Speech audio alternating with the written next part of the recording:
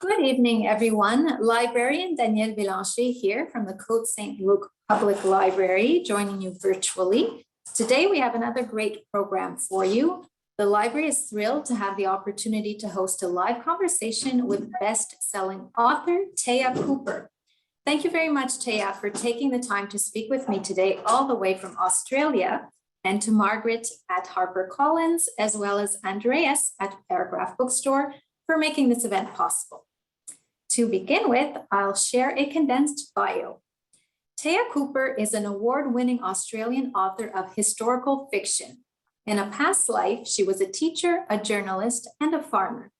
These days, she haunts museums and indulges her passion for storytelling. She is the best-selling author of several novels, including The Naturalist's Daughter, The Woman in the Green Dress, The Girl in the Painting, and The Cartographer's Secret, to the Australian version, of course. Welcome, Taya. Thank you so much for joining us all the way from Australia, and congratulations on such an engaging and thoroughly researched historical fiction / mystery. Thank you. Thank you for the invitation. It's a pleasure to be talking to you. Very nice to be talking to you.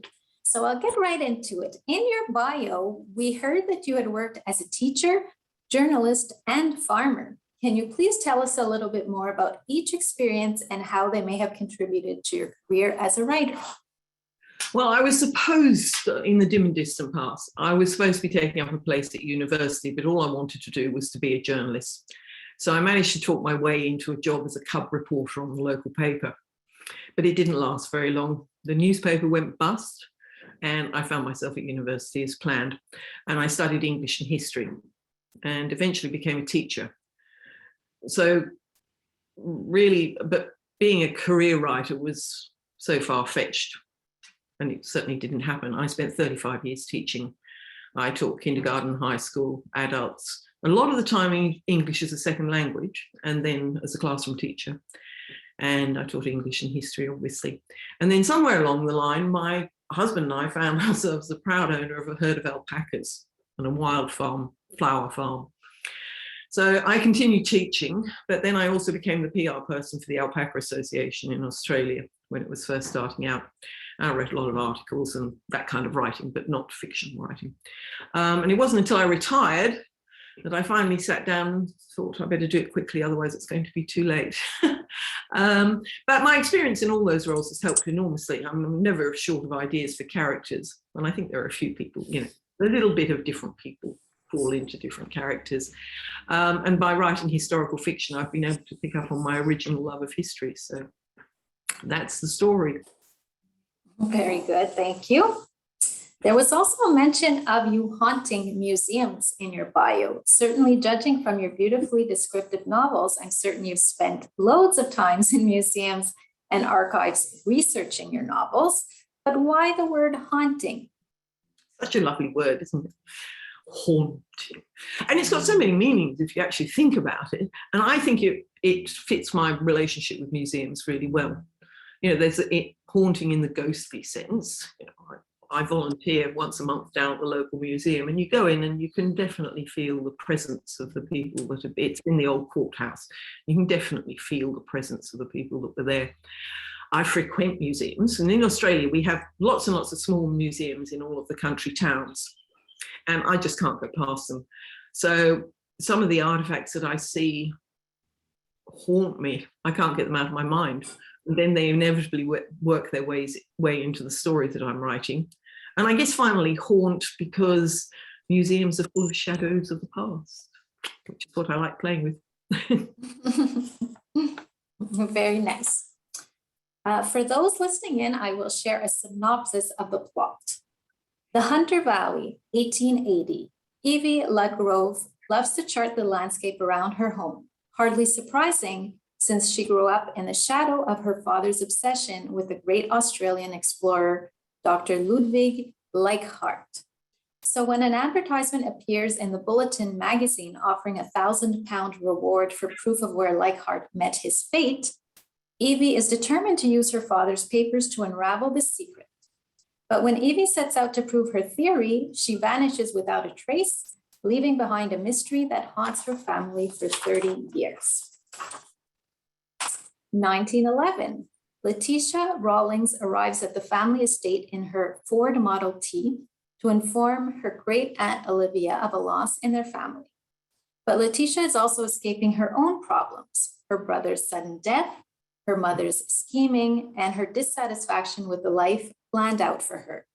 So when Letitia discovers a beautifully illustrated map that might hold a clue to the fate of her missing aunt, Evie Ludgrove, she sets out to discover the truth. But all is not as it seems, and Letty begins to realize that solving the mystery of her family's past could offer as much peril as redemption. So I've only shared a small tidbit of what's truly at the heart of the story here. What led you to write this particular story? I was haunting the local museum. Seriously, I was. And I came across a copy of Ludwig Lightheart's map of his first expedition, not the one he disappeared on, the previous one. And I mean, that was years ago. And I thought perhaps it could be the basis for a story. But since the map covered Queensland, which is hundreds of miles from where I usually set my stories in the Hunter Valley, I just dismissed the idea. And then if you fast forward a few years, I discovered that the reason that the map was in the local museum, and that was because many of the wealthier settlers in the Hunter Valley had sponsored Leichhardt's expeditions. And I discovered he'd spent a fair amount of time in the area and visited a place called Yellow Rock. Okay. Your novels are set in Australia and allow your faraway readers, like us, to experience the rugged landscapes and locales you meticulously depict. How important is it for you to pay homage to Australia, allow it to shine, and anchor it as an important character, if you will, within your writing? I was born and I grew up in England. I worked for 12 months in India as a teacher. And instead of going home, going back to England, I just kept on going and ended up in Australia. I couldn't believe the wide open spaces just beyond the city, and the sky, it seemed so much higher than the sky in England. And the air always had this fabulous smell of eucalyptus to it. And to cut a long story short, I never returned to Australia. I never returned to England, and Australia became my home from the moment I stepped off the plane. I like your expression, paying homage. I never thought of it like that, but I think you might be right. Thank you. I'm going to adopt that. I'm glad.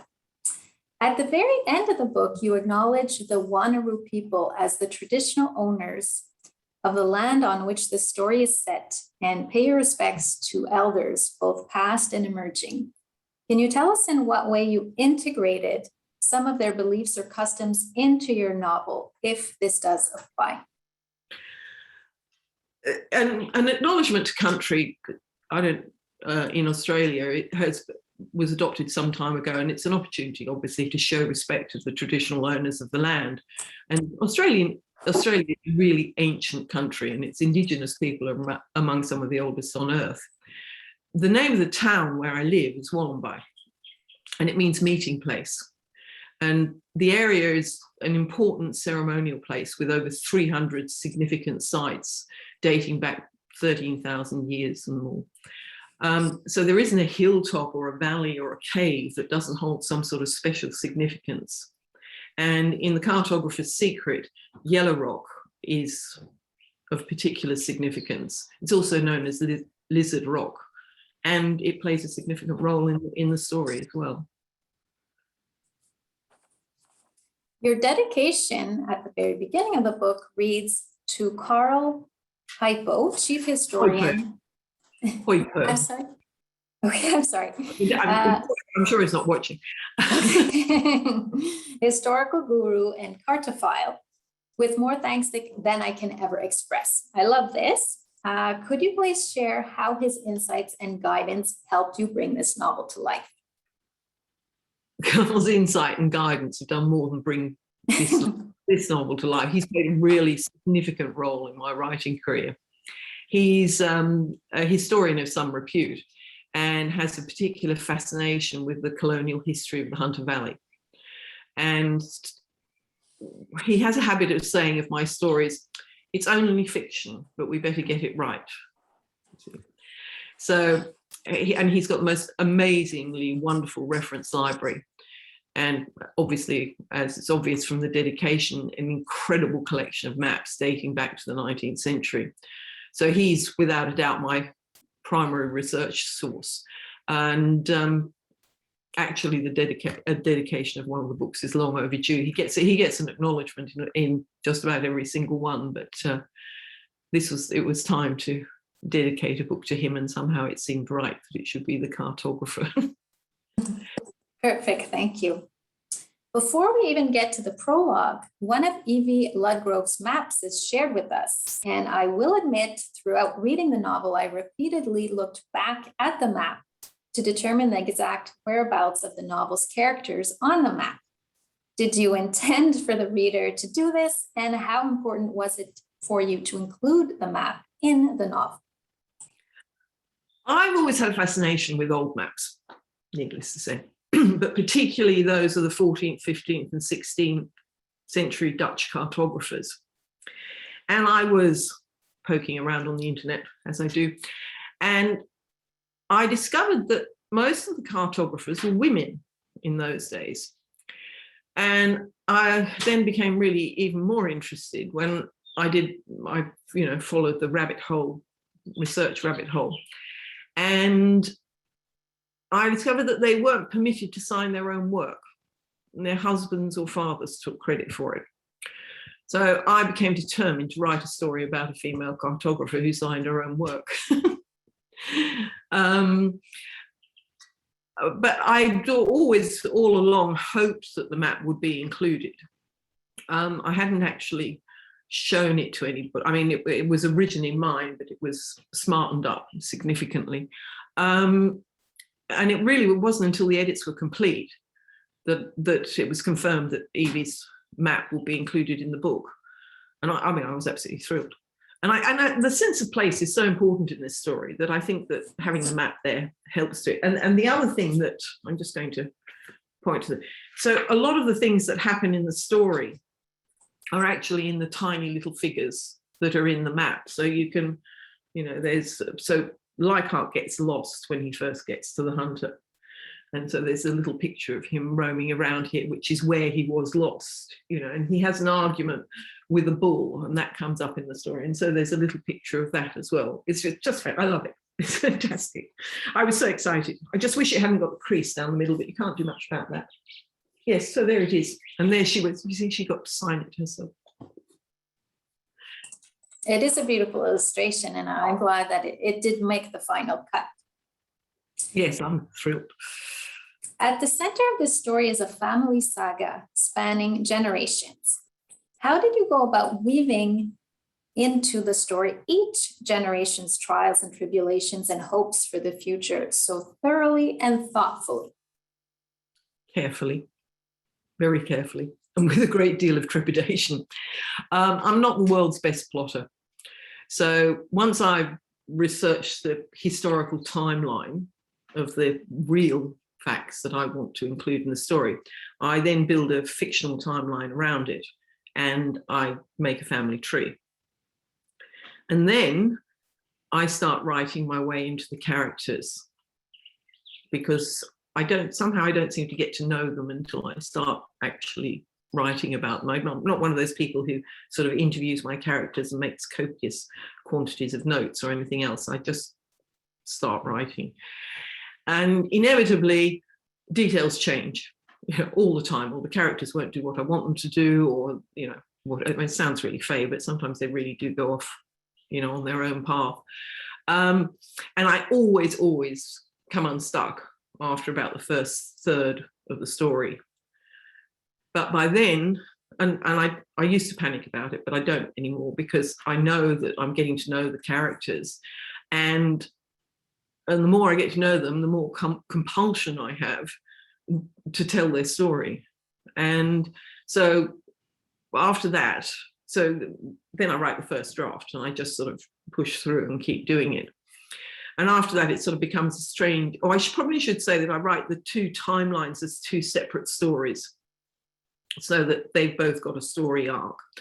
And And then, well, then it's a strange mixture of sort of cryptic crossword and jigsaw puzzles, all of which I quite enjoy. But the most complex part of writing the Cartographer was separating fact from fiction, because an awful lot of the historical stories of Lightheart are fictional, but they're based in fact, you know, because nobody knows.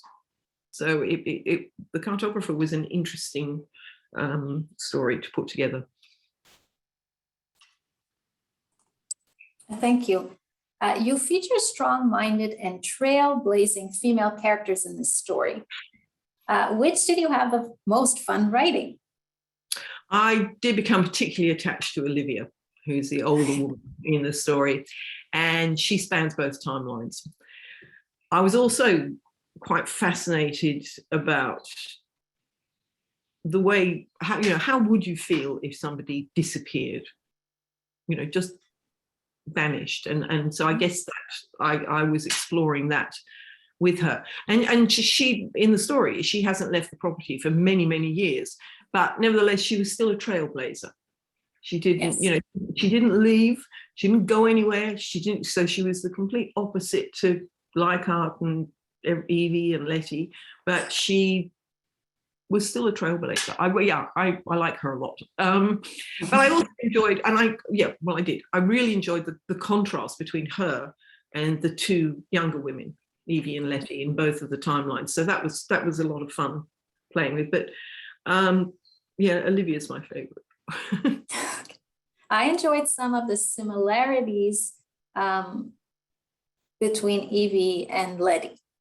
Yeah, that was sort of deliberate. I didn't want to make it too spooky or whatever, but that genetic memory thing fascinates me.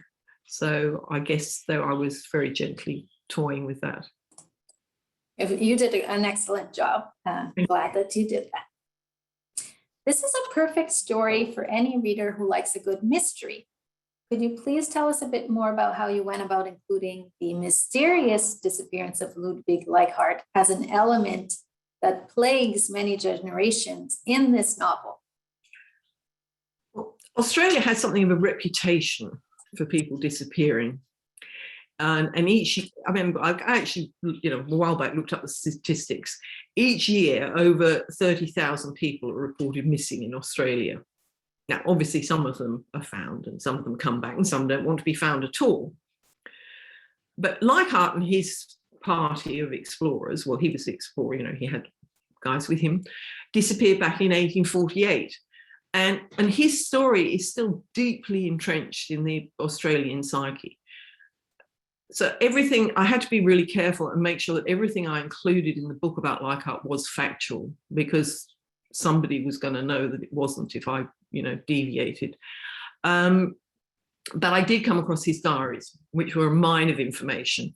And many of the anecdotes that he draws on the map are taken from those diaries. So Lightheart being chased by a bull, for example, is explained in his diary. He says, guess what happened to me today? So I had a lot of fun weaving those in. But the country was obsessed by his disappearance and still is. There are still people, who go out trying to find the answer. But in those days, numerous search parties were sent out and a lot of private individuals went out, including Andrew Hume, who's the factual character who appears in the story and whose story is probably more far-fetched than the fictional story. But by 1880, so 32 years after he disappeared, nothing had been discovered about what had happened to him. And that's when the Bulletin magazine offered a reward for the information into his fate and fictionally sent Evie off on her mission. But I don't want to go into it too far because I'm going to spoilers, Yes, we don't want to say too much. We don't want too many spoilers. You touched upon it a little bit earlier, but could you tell us, I know that you said you appreciated learning more about women cartographers when you researched the novel. Were there any that stood out or any women cartographers you want to discuss a little bit more with the audience? I didn't really go into any great detail at all. And that's back to the fact that I like to set my stories in Australia. And so the Dutch cartographers really, it was simply that fact that it never occurred to me that they were women. And apart from the fact that I love the maps, you know, or here there be dragons and all that sort of stuff. And obviously I love maps as well. But other than that, I didn't go any further into them because it really wasn't relevant to the story. Perfect. How did you get so good at describing the Ford Model T in the novel? Well, I had a bit of help from a local friend who affectionately is known as chief engineer as opposed to chief historian. So we also have chief wardrobe mistress and various other people. And he tracked down a Model T Ford for me to take a ride in. And since he restores old engines, he was perfectly placed to answer my incessant questions and then read the relevant passages for accuracy after I'd written the story. So it's a perfect example of it's not what you know, but who. It's good to have friends in the right places sometimes. Oh, yes, definitely friends in the right places. And how did you choose which elements to fictionalize and which ones not to? Well, obviously I couldn't fictionalize Lightheart in any way. Yeah. So the characters, I suppose I could have written a what if he had been found, but I don't like doing that. Anyway, so I fictionalize the characters and their lives and their family. Always in all of my stories, the main characters are always fictional and their families and everything else. I have difficulty with the thought that I might be attributing sort of the incorrect words or emotions to people who'd once lived. I couldn't bear it if I, written. So I'll quote from their letters or journals or use their letters or journals as a basis for something. But I'd rather weave the fictional story around the historical facts. I think it gives the story a more authentic sense of time and place, definitely. But yeah, I tend to stick. What is a fact stays a fact, and the historical people who make cameo appearances, if you like, or are referred to, that's accurate but not fictionalized. So that's sort of the way I'd like to go about it. Although I'm toying with the idea of doing something else with the next one, but that's another story. And for this particular story, there's something, it spans across different generations and beautiful landscapes throughout the novel. So definitely I could foresee this being adapted to the screen, whether it was the small screen or the cinema. Have you considered this at all? Everyone likes the idea of their novel being adapted to the screen. But I mean, it isn't something I dwell on. I'm not, it's interesting you say that because I'm not sure the Cartographer's Secret would lend itself to the screen. And as to who I'd cast, I have no idea. But I'd want the real historical figures for a start, and that's obviously not going to happen because they're long, so no, I just don't think about it, to be perfectly honest. It's I sometimes use the pictures of period actors, if you'd like. That's the best way to describe it, as sort of initial inspiration for the characters. But they take on their own personality, and sometimes I sketch them, but I'm in no way an artist. So no, I don't know. They are who they are. So I don't know. I have no idea who I'd cast. Okay, no problem. So for those listening in right now, what are you reading right now? What's on your shelf that we should all know about? Well, I've just submitted my Australian 2022 novel to my publisher. Its working title is The Butterfly Collector, but now I'm turning my attention to my next book. So the majority of my reading at the moment is non-fiction. You know, because I'm into research. I jump, you know, backwards and forwards between them. And so I've been looking at a lot of books and diaries, obviously, and journals about the architectural development of Sydney in the early 19th century and a convict forger, which I know sounds terribly dry, doesn't it? But I really enjoy it, and it's a lovely change from living in a you know, I've lived in this fictional world for the last, you know, writing a book and finishing it and editing other ones. And so I really enjoy just immersing myself in non-fiction for a change. And what I'm really doing is searching for some holes in history that I may be able to plug and will lead into the story, into the next story. And I might possibly have found one, but I'm not prepared to share it. It sounds like you're always looking for good mystery, whatever project you're tackling. It's the highlight of my life when I find something that says an unknown person. Blah, blah, blah, blah. See, then I can bring that unknown person to life, because I'm not putting words in his mouth, because nobody knows who he was. So it's delightful. And you just told us that you have a new novel out in Australia. Can you tell us when we might expect it in North America and what the story is? Okay, so this is The Fossil Hunter, which released a couple of weeks ago in Australia and New Zealand. And it will be available in North America in August next year. But it will obviously have a different cover. It tells the story of a fossil that a woman discovers in the London Natural History Museum. And it leads her back in time, but it's not time travel. You know, it leads her back to 19th century Australia and a world of scientific discovery and, needless to say, dark secrets. We're excited to. It's been quite well received, actually, at the moment. I'm quite pleased about that. Well, congratulations, and we'll be looking forward to it next summer in North America as well. You can read it on your summer holidays. Yes, exactly. And what is the one piece of advice you would give to any prospective writers listening in right now? Never give up. My first full-length historical fiction novel was published on my 65th birthday. So if you can do it, then you can do it. Just stick with it if that's what you want to do. Okay, great advice. Thank you. I will open it up now to any of our audience members that are listening in. If you'd like to ask Taya a question, please pop it into the Q&A or the chat, and we'll be happy to ask Taya. Can I see that?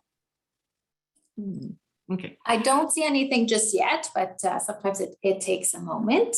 I'm just trying to think if there's another question that I want to ask you right now. You can see all the books behind me. Yes. So probably about 50% of them are non-fiction and 50% of fiction. So that gives an indication of the sort of reading that goes on. Okay. Before you wrote this book, did you spend quite a bit of time in the different regions that are described? We talked a little bit about Yellow Rock. That's also known as... Yellow Rock is a 10-minute drive down the road from my house. Okay, so you're very, very near. I do it all the time. I set the books in the area that I live, which is why I do it. And there's something, really nice about walking the same path that your character walked. And, where the sun sets, the sun rises, what it smells like and all that sort of stuff. And it's so much easier. And also it's really good if I get stuck. If I drive to where it is that I've got stuck with and go for a wander or sit around, it's a fantastic, helps beautifully. Yeah. It must help with your descriptions. Something that I'd like to mention to your readers, possibly. Yes.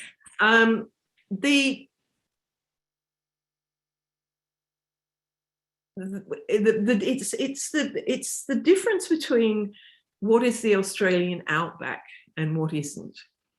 And Lightheart got lost in the Australian outback, but actually the places in the Cartographer's Secret that both Evie and Letty travel to, and down to Sydney, are 600-700 miles away from the outback. The area, even in the 1880s and then again by 1919, was actually quite developed. Not developed like a city, but there were, you know, farms and roads and tracks and everything else. So they weren't sort of. There was one review that I got from somebody, and it sort of implied that I think they'd read it thinking that when Letty sets off, she's sort of like going into the desert, but she wasn't. You know, it's very much set in an area that in 1880 and 1919 was developed, but not developed like a city. But there would be tracks and you know, and shops and garages and things like that, which I think is important, because I think the concept of the outback is quite difficult for people who don't know Australia. Yes. And how did you go about writing the character of Miriam? Because she is quite different than the other characters in the book. She was really nasty, wasn't she? I like doing that. She developed it. She wasn't nasty to begin with, actually.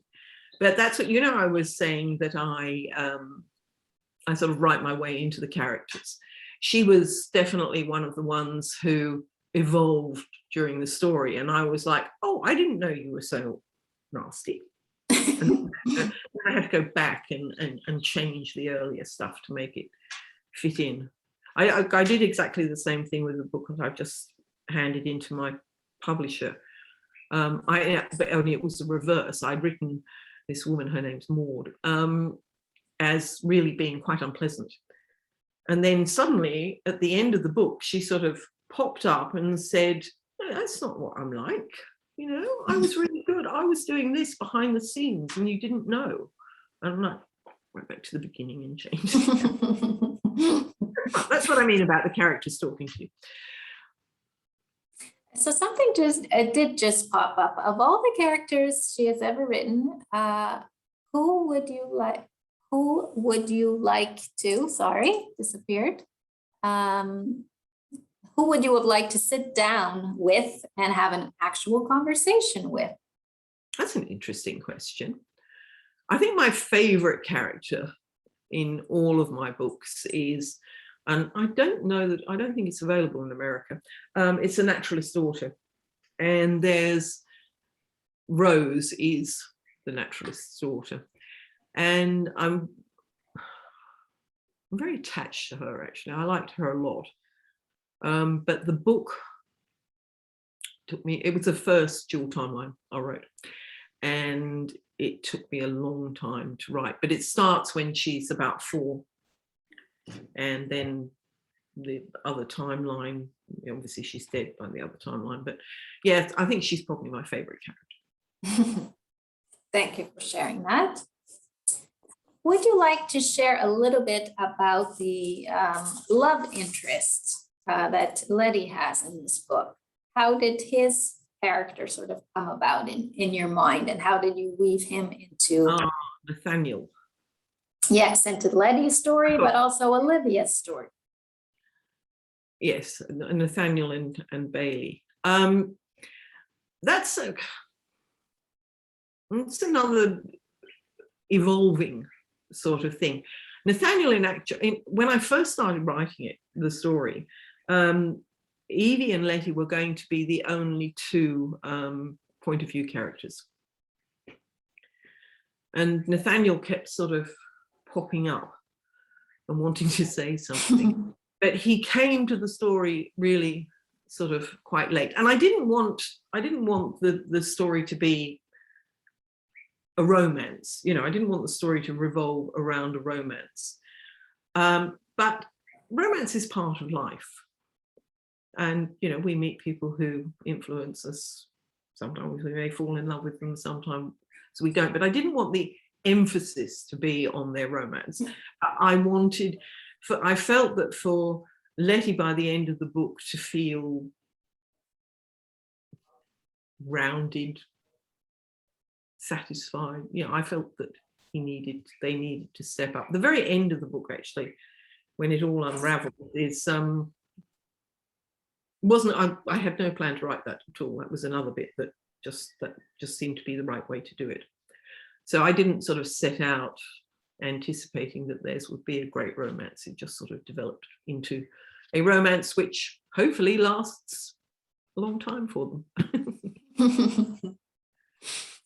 And Letty had a great relationship with her brother. Oh, I don't know how much I want to say about this, but he was an interesting character as well, because as the reader, we're left wondering what were his plans with Olivia before what happened, and trying to kind of understand his mindset and how it ties into everything else.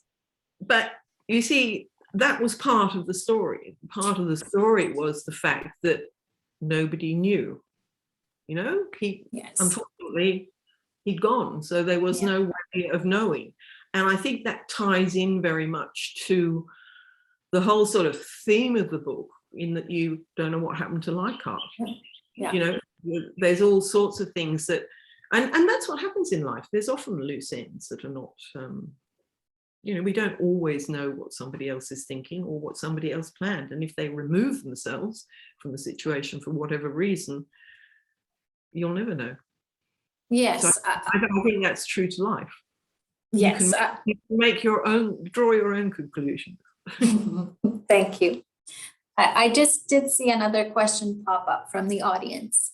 As soon as I see it, it disappears. If you were to collaborate with another author to write a book together, who would it be and why, past or present? Okay, I have actually sort of half started doing that.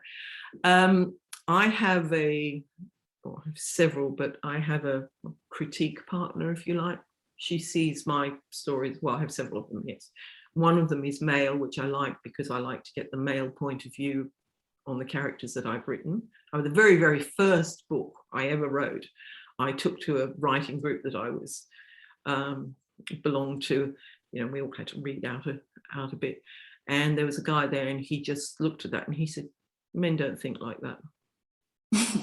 And I'm like, oh, right, okay. And so ever since then, I always get a male to read my stories way before they go to my publisher.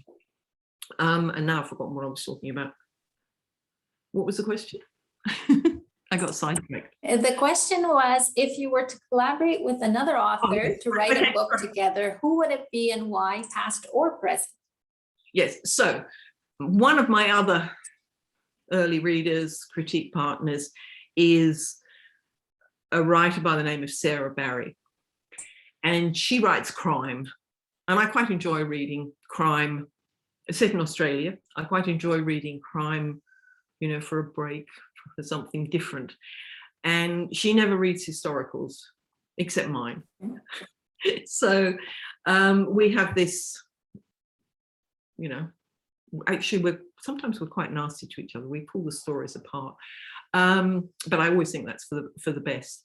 And we have got a mad idea for a joint story where she'd write the crime bit and I'd write the sort of historical background. And we've played with it, and then other things have come up because we're both writing a book a year for HarperCollins. So, maybe one day it'll come to fruition. I have a file on my computer called Novel Attempts. So it's in the Novel Attempt file. Very nice. So I guess someone in the audience already knew some of your thoughts. So, I wonder who it was who was asking that question. I don't think very many people know that, actually. I think it's a bit of a secret. I might have said the wrong thing. Anyway, never mind. Too late now. Thank you for sharing it with us. And thank you so much, Taya, for joining us this evening. It was delightful speaking to you. And I'm so glad that you were able to join us despite the distance. So that's been one of the great things about the pandemic, is having access to authors from across the world. So a big thank you to you and to Margaret and to Andreas and to everyone listening in. Thank you very much. And we wish you all a great evening, and Taya a great day since you're in Australia. Yes, morning. And thank you so much for the invitation. It's been great. I enjoyed it very much. Thank you. Thank you very Bye-bye. much. Bye-bye.